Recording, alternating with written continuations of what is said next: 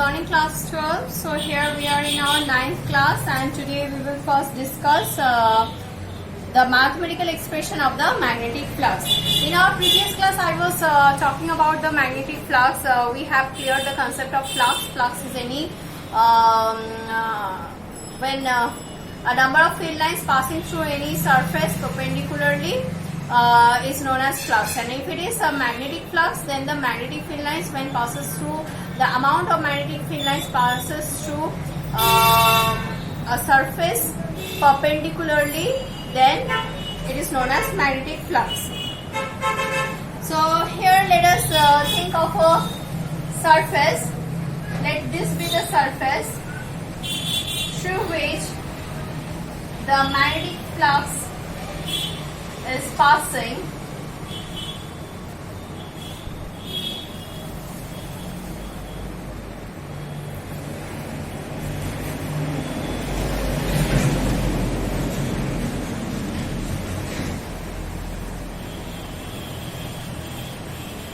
Suppose the magnetic flux are passing, field lines are passing like this.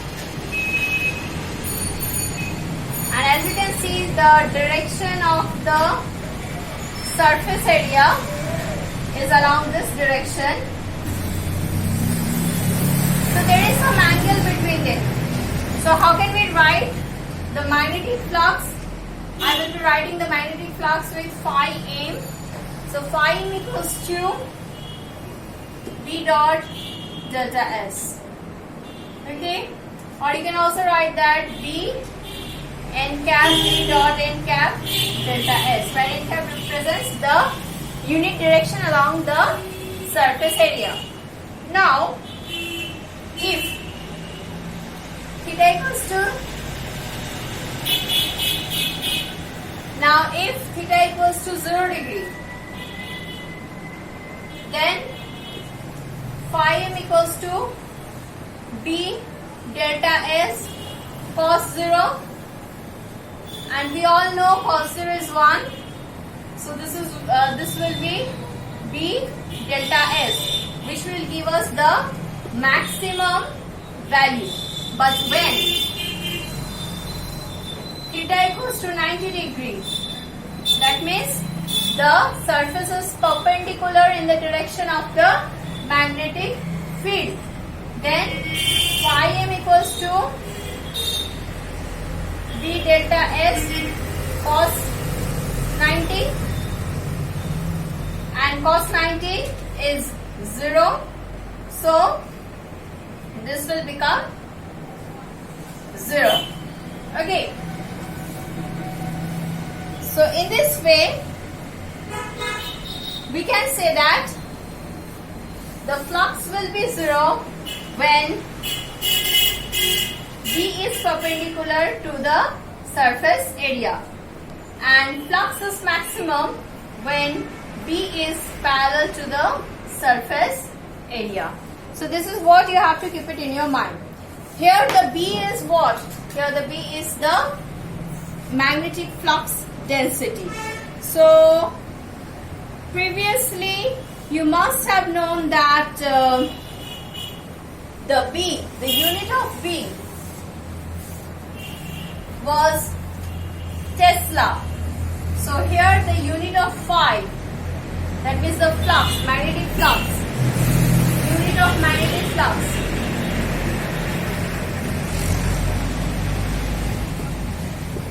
Tesla meter square. Tesla meter square. This is the SI unit, which is nothing but 1 Tesla meter square is nothing but 1 Weber. 1 Tesla meter square is nothing but 1 Weber. Okay. Now comes the dimension. Let us see what will be the dimension of phi m. So as you can see here, this is nothing but B delta S. That means magnetic flux density into surface area. Now with that we can write B in place of B. What we can write? Since B equals to QV. Better we write F equals to QVB, where this F is nothing but the Lorentz magnetic force. That means when a charged particle of Q charge is moving with V velocity under some magnetic field, where this B and V are perpendicular to each other, then the force experienced by the charged particle, the magnitude of the force experienced by the charged particle can be written as F equals to QVB, where this force is known as Lorentz magnetic force, or simply the Lorentz force. So since F equals to this, so from this what we can write, B equals to F by QV. So now let us put it here, F by QV delta S. So taking out the dimension, this will be M L T minus 2. Then for Q, what we know, this will give us ampere. How? For that we need to write down A T. Why? Because we know I equals to Q by T. So Q equals to IT. So Q equals to IT. So for I, this is ampere, then times T. Now V. For V, L T minus 1. Now delta S, that means area. Area is L square. Let us simplify it. So it will become this. Plus 1 minus 1. So this becomes M L square M L square T minus 2 A inverse. So thus we got the dimension as M L square T minus 2 A inverse for the magnetic flux. Okay. Now the next topic is the Faraday's law of electromagnetic induction. Let us write down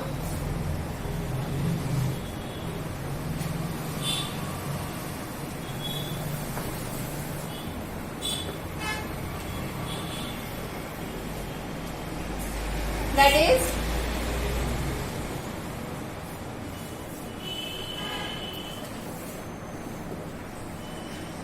Faraday's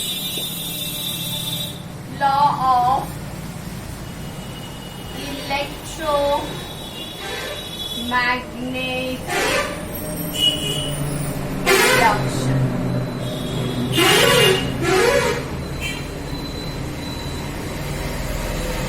This law can be stated in 2 points. What are the 2 points?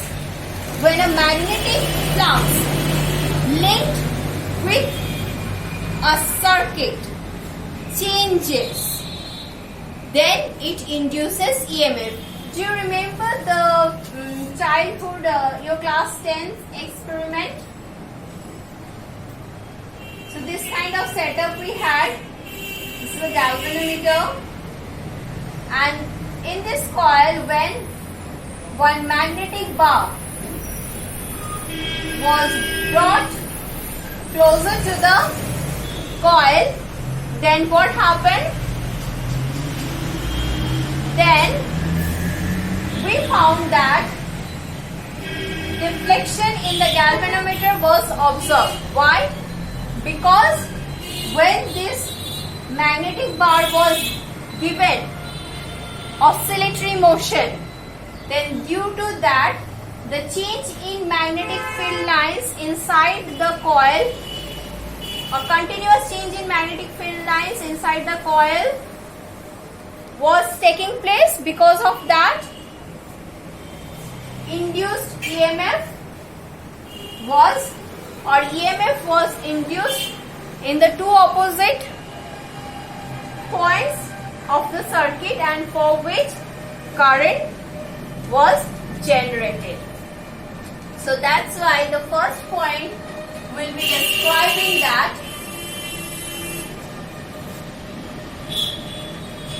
the continuous change in the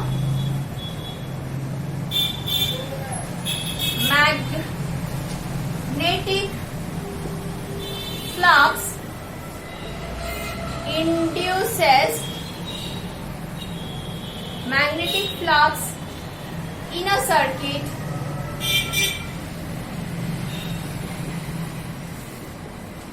induces EMF across the circuit. Then what will be the second point? Now it's clear that when there will be continuous change of magnetic flux in a circuit, EMF will develop across the circuit. But what will be the magnitude of that EMF? That will be described in our next point, and that is the magnitude of the induced EMF is directly proportional to the rate of change of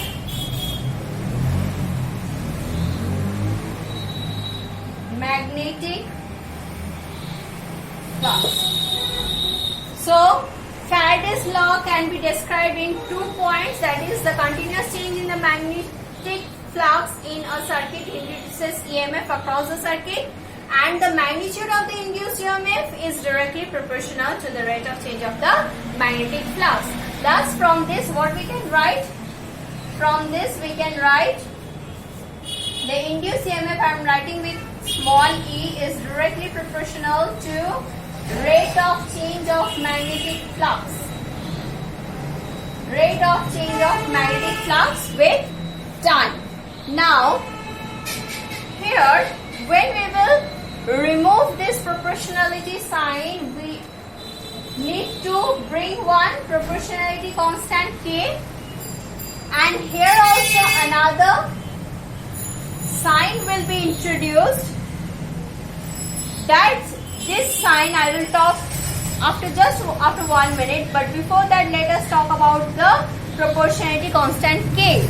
For SI unit, when everything will be in SI, then the value of k is 1. So in SI, we can write that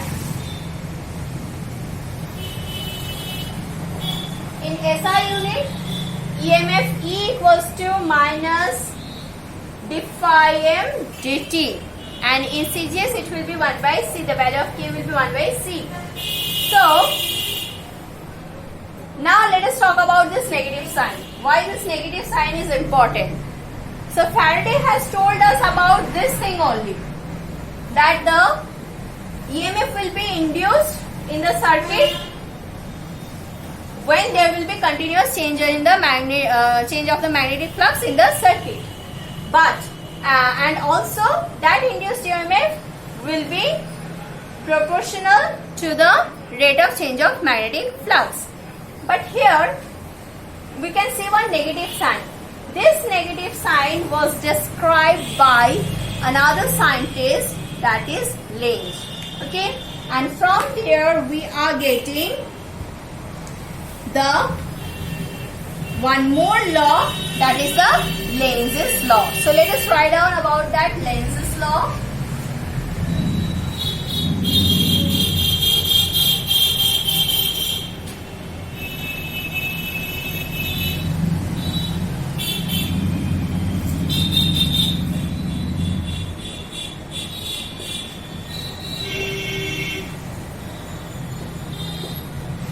Lenz's law. So how does the statement of Lenz's law goes?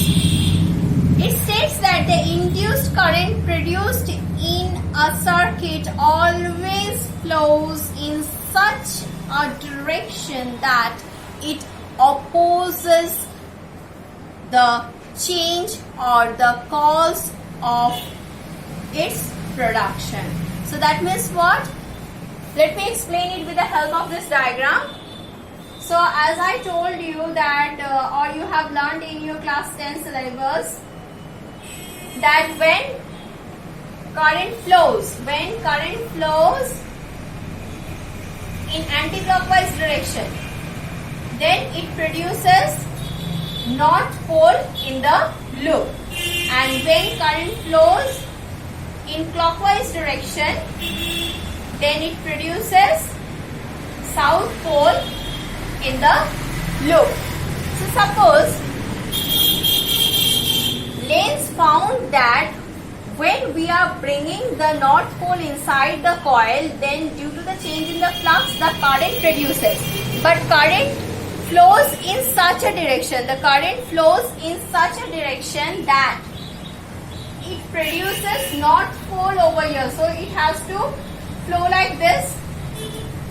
So in this loop, the current will flow like this, and hence this loop will act as north pole. And as we all know that like pole repel each other, so these two north pole will repel. So the coil will restrict the magnet to come in.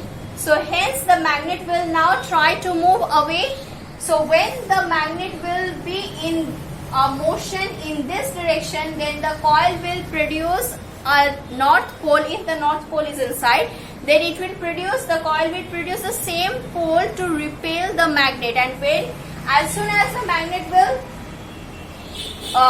start moving away from the coil, then what will happen? The coil will change the flow of direction. It will change the flow of direction. It will just reverse the flow of direction, and hence it will produce a south pole. So what will happen when the magnet will start moving away from the coil? The coil will attract the magnet by creating the opposite pole. That means it will not allow the magnet to go away. So it is like that in Bengali we say ki dant thakte dantir mormo boje na. So it is like that. When the magnet was inside, it was restricting it. No, I don't need you. Go away, go away. So that's why it was creating the same pole and it was repelling. But as soon as the magnet was trying to move away, no, don't go. Please come back, please come back. So this kind of nature, not only we the human show to others, but also the oils also does. So that's why it was stated, once again I am stating the law, it states that the induced current, so the current is induced in the coil, so the induced current produced in a circuit always flow in such a direction that it opposites its own cause. So it will flow, the induced current will flow in such a direction that it will restrict the generation of current. So when the magnet will try to move away, it will create the opposite pole, and when the magnet will try to enter the coil, it will create the opposite pole. So that's why this negative sign, here this negative sign indicates that due to the change of flux, the current, the EMF produced in the reverse direction, which opposites its own cause. And that's why with this negative sign, that means the E equals to d phi dt. This is Faraday's law. E equals to d phi dt. This is Faraday's mathematical expression of Faraday's law. But when I am writing E equals to minus d phi dt, then it is becoming the mathematical expression of Lenz's Faraday's law. It is becoming the mathematical expression of Lenz's Faraday's law or Faraday-Lenz's law. Okay. So here E is the EMF, phi dt is the rate of change of flux, and negative sign indicates that the induced EMF opposites its own cause.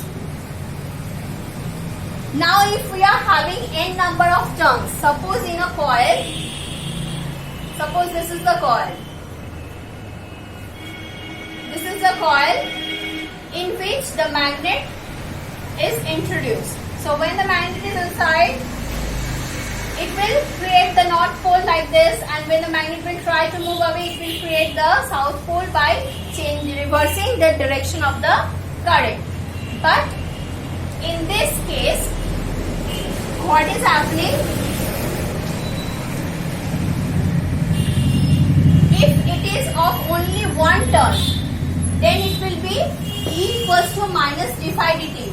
But suppose if it has 2 turns of coil, then it will be minus 2 d phi dt. So in that way, if it is having n number of turns, then it will be equals to minus n d phi dt, where n is the number of turns in the coil. Okay, so today what we learned? We learned that what is magnetic flux. Then from that we came to know about the Faraday's law, which tells us that induced EMF is possible only when the change of magnetic flux takes place continuously. That means, here I would also like to tell you one thing. That means if the magnet is in stationary position, then no induced EMF will generate or it will develop. So you need to keep the magnet in oscillatory motion, then only the induced EMF will develop. And one more thing, if the magnet is completely inside the coil, or the solenoid, then no induced EMF will take place, because we all know inside the magnet, the magnetic field lines are all parallel to each other, so there will be no change. Suppose inside the solenoid you are giving it a, okay, let me show it with the bigger diagram.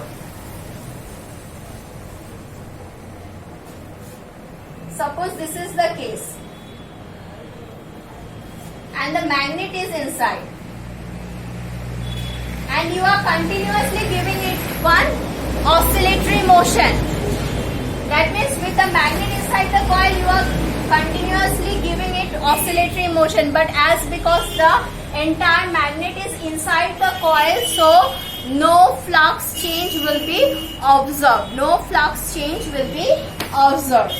And hence it will not produce EMF when the whole magnet will be inside the coil, or if the coil is completely inside one uniform magnetic field. Suppose this coil is under uniform magnetic field, not with the help of the magnet. Suppose you have kept the coil inside uniform magnetic field. So then also, and you are oscillating the coil, either oscillating the coil or the magnet, the thing is same. So you are oscillating the coil, then also no EMF is going to generate, as because it is under the uniform magnetic field line. So hence no change in flux is taking place either in this case or that case. So if the cases are like this, then the magnetic field will not, the flux will not change, and hence it will not give rise to the EMF. Okay, so in our next class we will be talking about the motional EMF. Till then, you please go through this portion, and please keep this in your mind. E equals to minus d phi dt is known as the Faraday-Lenz's law, because this portion was developed by Faraday and this negative sign was introduced by Lenz, scientist Lenz. So this is known as Faraday-Lenz's law. Okay, so till then, take care of yourself. Bye.